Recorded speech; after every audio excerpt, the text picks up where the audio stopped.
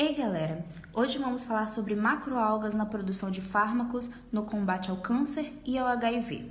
Mas antes disso, o que é câncer? Câncer é o crescimento desordenado de células que invadem tecidos e órgãos. Isso acontece porque as células começam a se dividir rapidamente de maneira agressiva, começando a formar tumores que atacam as outras células e que podem se espalhar por outras regiões do corpo. No mundo, há mais de 100 tipos de câncer diferentes, e dentre eles podemos citar o câncer de próstata, o câncer de pâncreas, câncer infantil, câncer de mama e o melanoma. Eles são diferentes principalmente por causa dos diferentes tipos de células que temos no nosso corpo. A velocidade da multiplicação das células e a capacidade de invadir tecidos e órgãos vizinhos também caracterizam um câncer. Quando o câncer é um tumor e invade outros órgãos, ele é chamado de metástase. E o HIV? O HIV é o vírus da imunodeficiência humana, que é um vírus que ataca o sistema imunológico responsável por defender o nosso corpo de doenças e de outros agentes externos. O vírus da imunodeficiência humana ataca o nosso sistema imunológico, degradando o nosso DNA e pode causar a AIDS. No mundo, mais de 36 milhões de pessoas vivem com a AIDS ou com HIV. 2 milhões de pessoas foram infectadas em 2015 e 1 milhão de pessoas morreram pela doença. No Brasil, cerca de 830 mil casos de pessoas foram registrados portadoras do HIV, sendo que a cada 100 mil habitantes, 20 novos casos são diagnosticados. A alta taxa de mutação do vírus relacionada à falta de acesso dos pacientes a áreas de atenção de saúde vem aumentando gradualmente a resistência do HIV a antirretrovirais. Por causa da mutação, eles se tornam instáveis. Tá, nós explicamos o que é o câncer e o HIV. Mas como que as macroalgas combatem o câncer e como que elas combatem o HIV? Bem, é o que explicaremos agora.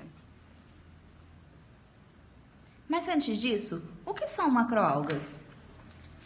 As macroalgas podem ser divididas em 3 grandes grupos. As rodófitas, que são algas vermelhas, que são dessa cor porque possuem pigmentos de ficoeritrina e ficocianina. As algas pardas, que são da classe Phaeophyce, que são dessa cor por causa da fucoxantina. E as clorófitas, que são da cor verdinha da clorofila e são conhecidas como algas verdes. Essas algas são produtores primários e servem como local de refúgio para inúmeras espécies. Além disso, elas são bioindicadores ambientais, berçários e servem de matéria orgânica para decompositores e bactérias.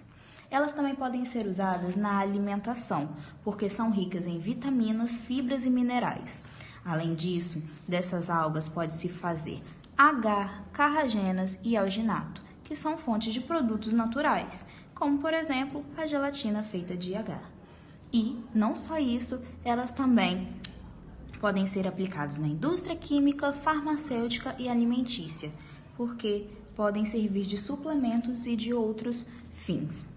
Elas são ricas em compostos bioativos que podem apresentar atividade antioxidante, anti-inflamatória, anticoagulante, antimicrobiana, antiviral e antitumoral. Os produtos naturais são substâncias produzidas pelo metabolismo primário ou secundário dos organismos. A maioria dos produtos naturais são feitos da base do metabolismo secundário. O metabolismo primário é o conjunto de reações que envolvem o crescimento, o desenvolvimento e a reprodução dos organismos, como, por exemplo, a fotossíntese, onde a planta absorve luz, absorve também água e sais minerais. Enquanto isso, elas absorvem também CO2 e liberam oxigênio e glicose. A glicose é um metabólito primário, porque é responsável pelo seu crescimento.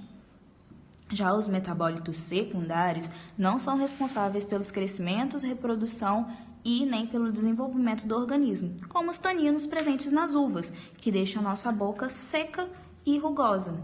Ele é um mecanismo de proteção da uva, sendo assim um metabólito secundário.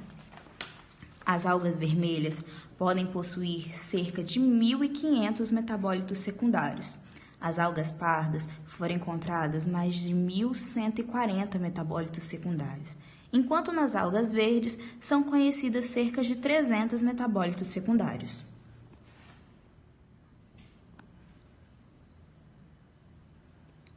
As macroalgas produzem várias substâncias que podem inibir a replicação dos vírus envelopados. Como isso acontece? Alguns polissacarídeos sulfatados têm grande potencial para o desenvolvimento de novas terapêuticas anti-HIV. Eles impedem a replicação do HIV e também impedem a entrada do mesmo no corpo humano. Com isso, pode ser fabricado um gel preventivo para o vírus do HIV. E, juntamente com isso, usa-se o preservativo, que também tem um gel que possui a inibição da entrada do HIV. Eles impedem que o vírus entre na célula, mas também pode atuar em fases após a penetração viral, como lectinas de algas vermelhas, marrons e verdes, que é considerado candidato para prevenir a transmissão sexual do HIV e impedir a replicação viral.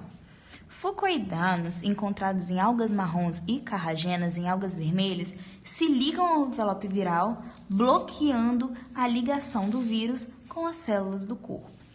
Embora essas drogas, baseadas em metabólitos de algas, não tenham aparecido no mercado farmacêutico, vários cientistas estudam para que isso se torne uma realidade. Já em relação ao câncer, várias vias anticâncer são envolvidas para realizar o processo de morte tumoral. E como isso acontece?